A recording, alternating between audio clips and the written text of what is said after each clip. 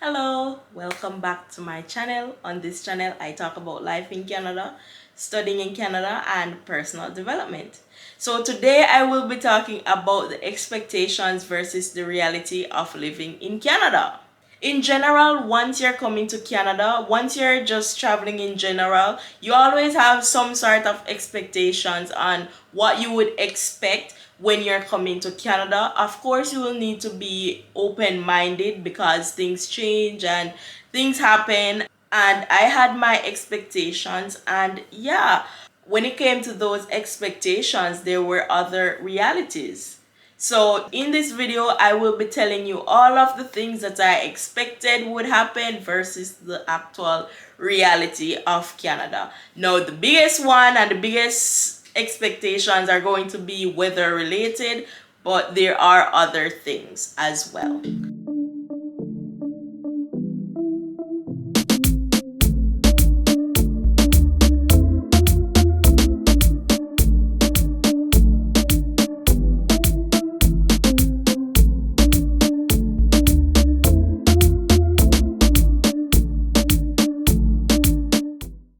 So the first expectation that I had is that when I came to Canada, I thought that I would be hearing people talking both English and French. When I came to Canada, everyone spoke English. No one spoke French.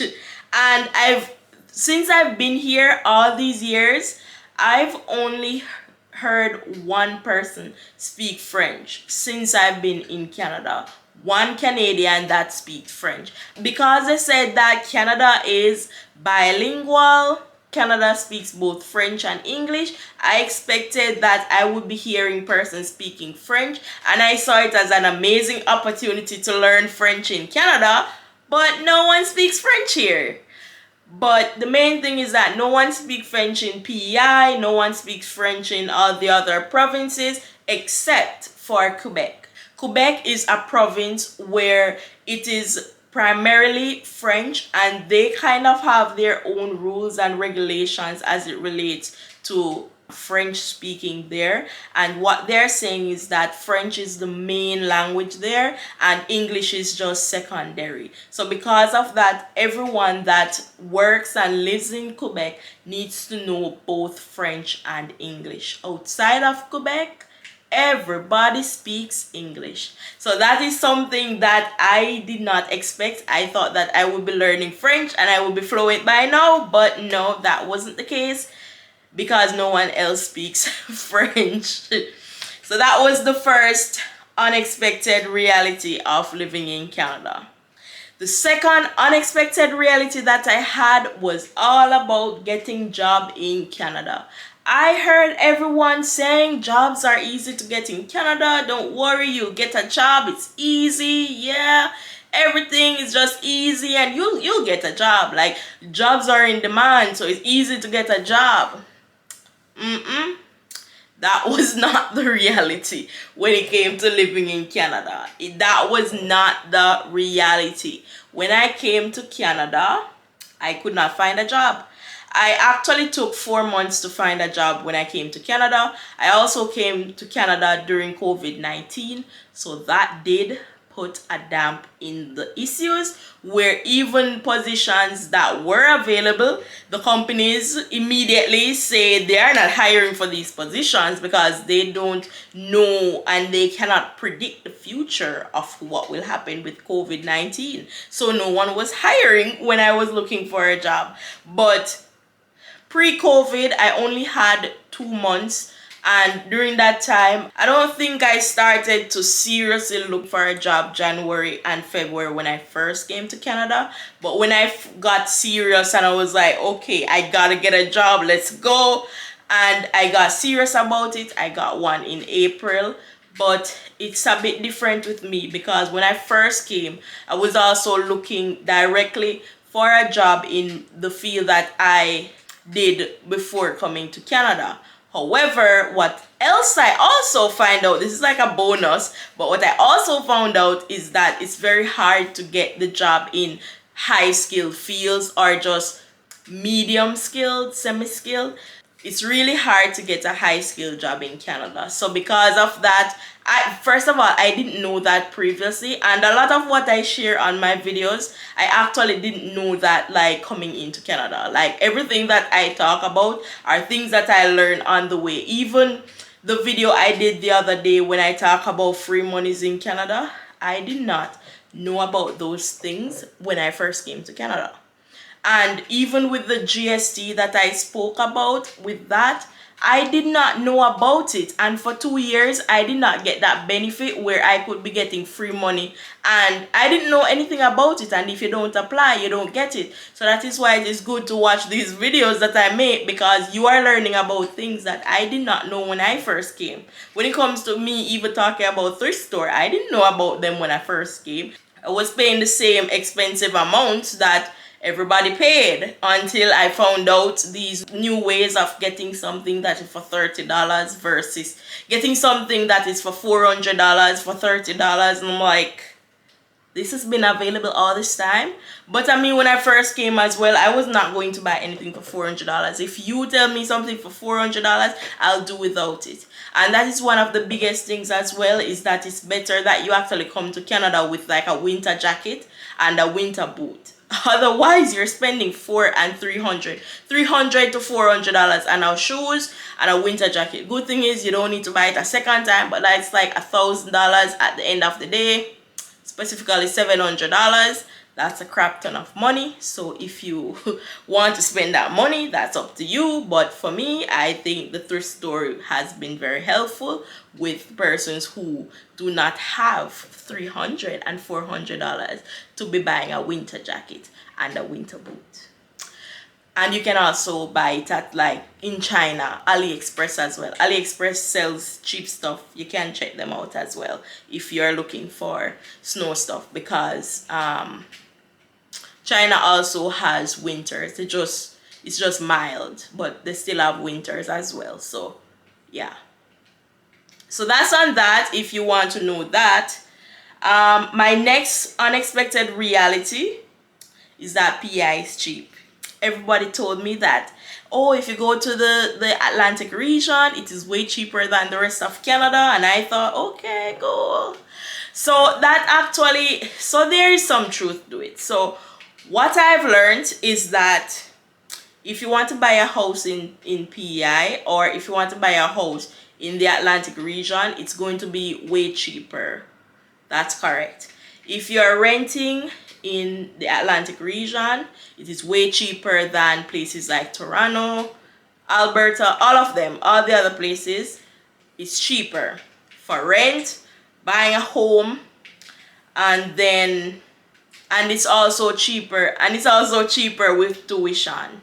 So tuition is also cheaper in the Atlantic region. Other than that, everything is the same price throughout Canada. And how I've known about prices and like how much is for things in other provinces, that I actually watch videos just like this that people talk about the prices of things in their provinces that they live in. So that's how I get to see that the prices are the exact same.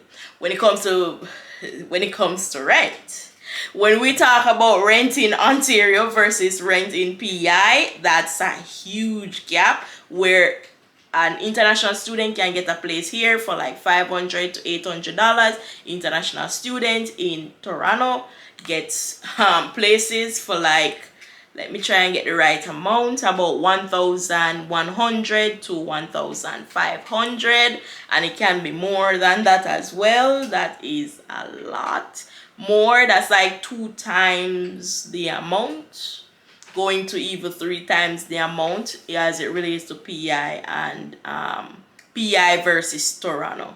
Tuition is also like the same thing, where tuitions in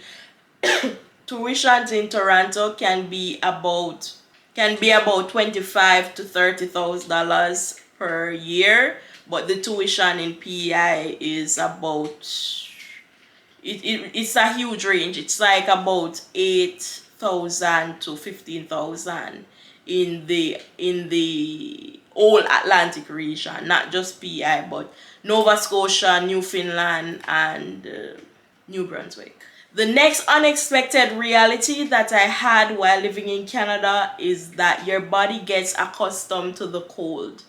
That's something that I did not expect. I thought that it would always be freezing cold every single year and it's going to be difficult every single year.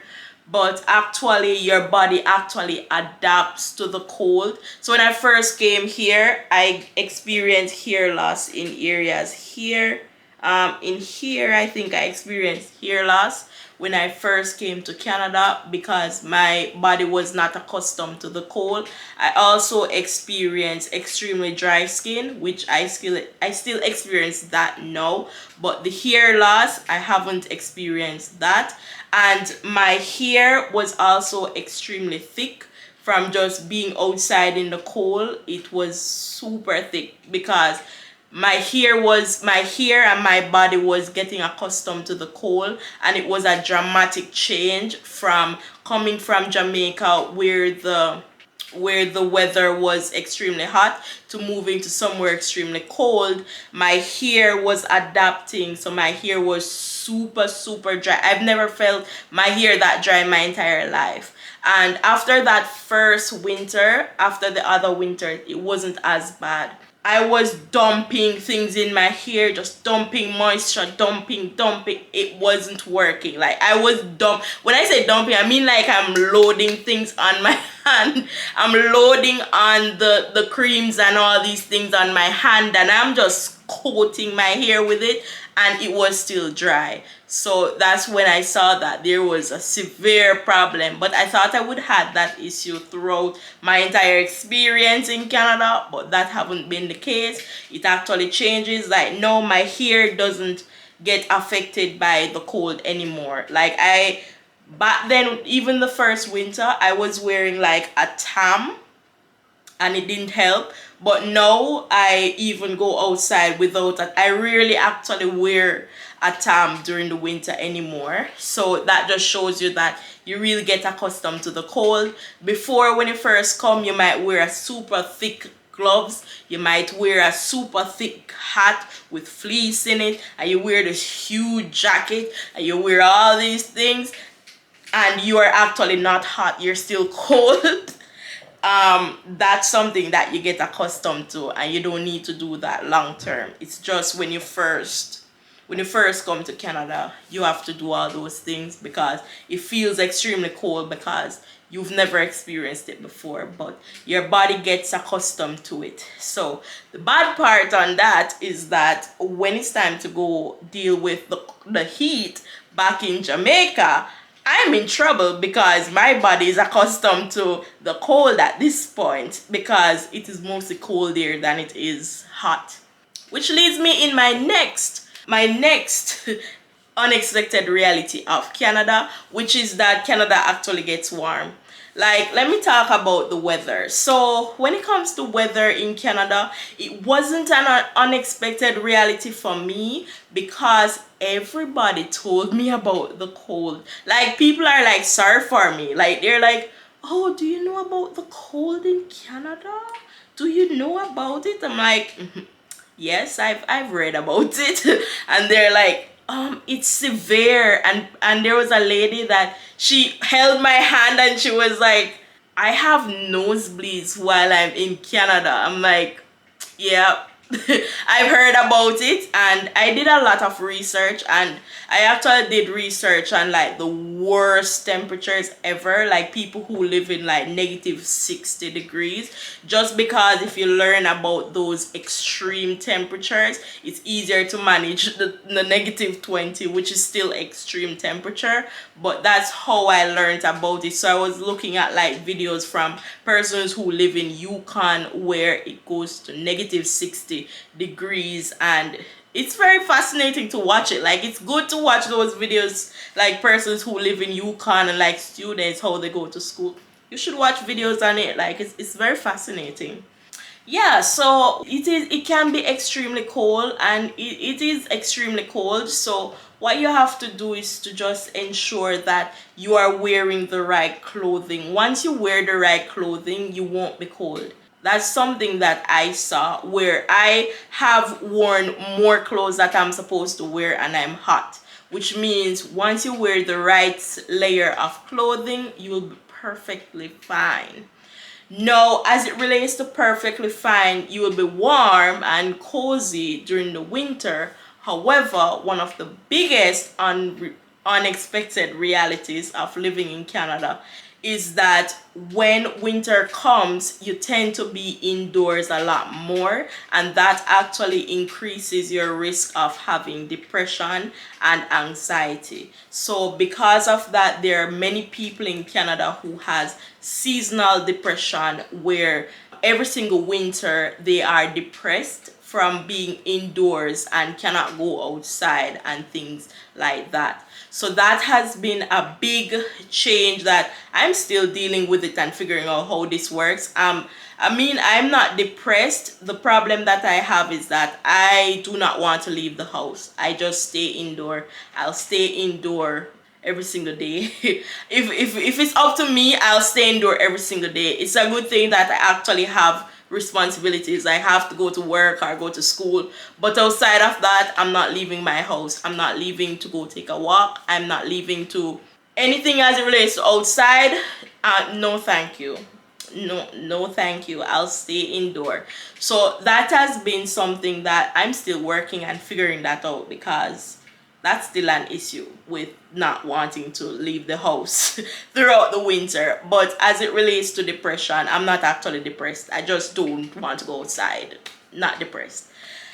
Yeah, so depression may be something that you experience, especially because you're here and you're alone. So you could experience a lot of loneliness, and it could lead to you being depressed. So that is a big unexpected reality of Canada that you have to figure it out. The main thing is to do things that you enjoy, that is indoor. For me, I don't like going outside. I know there are winter activities outside, but I don't like being outside, which is what I said, like that's something I'm figuring out, because I don't want to go out there anyways. But if you do things you enjoy, it helps.